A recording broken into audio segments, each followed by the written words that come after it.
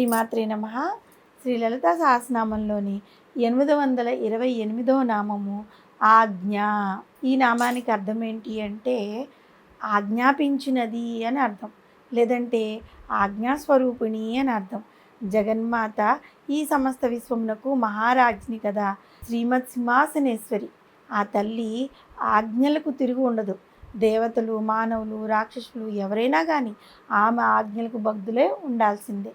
తన ఆజ్ఞలను అతిక్రమించిన వారిని జగన్మాత అత్యంత కఠినంగా శిక్షిస్తుంది.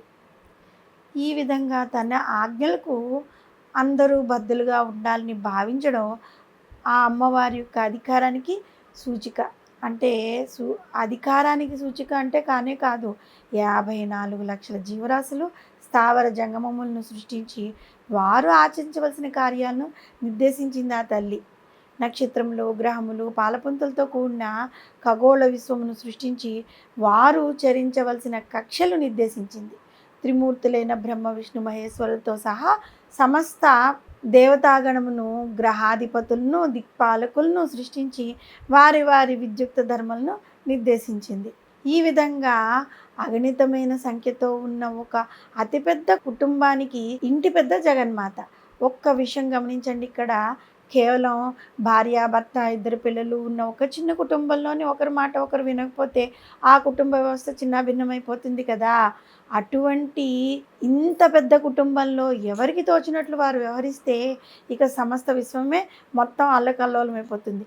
ఆ పరిస్థితి రాకుండా ఉండటానికే ఒక కుటుంబ పెద్దగా ఆ తల్లి అందరినీ తన ఆజ్ఞలకు బద్ధులుగా ఉంచుతోందన్నమాట. ఇంతకుముందు నామంలో ప్రచండాలు వివరించుకున్నట్లుగా తైత్తరీయోపనిషత్తు ఆ తల్లి ఆజ్ఞలకు లోబడి దేవతలు సైతం ఎలా ప్రవర్తిస్తున్నారో ఈ విధంగా వివరించిందనమాట. జగన్మాత ఆజ్ఞలకు భయపడే వాయువు సక్రమంగా వీస్తున్నాడు, సూర్యుడు ప్రకాశిస్తున్నాడు.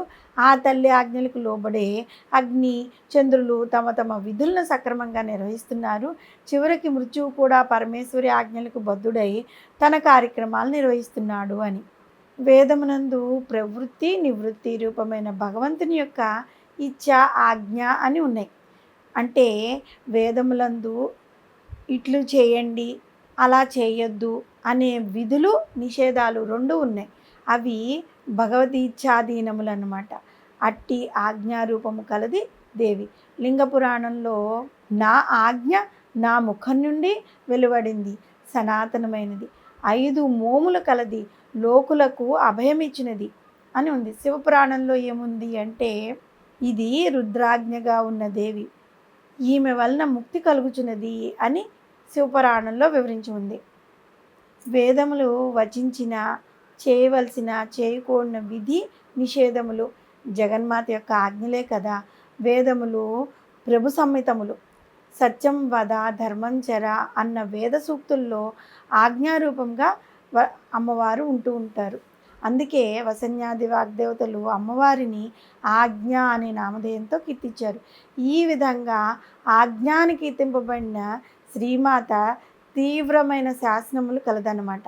అతిక్రమించడానికి వీలు లేని ఆజ్ఞలు కలగది, ఎదురులేని పాలనాతంత్రం కలిగినది, చండశాసనురాలు. ఈ సమస్త విశ్వము సక్రమంగా నడుస్తోంది అంటే ఆ జగన్మాత ఆజ్ఞల పట్ల సర్వులకు గల విధేయతయే కారణం.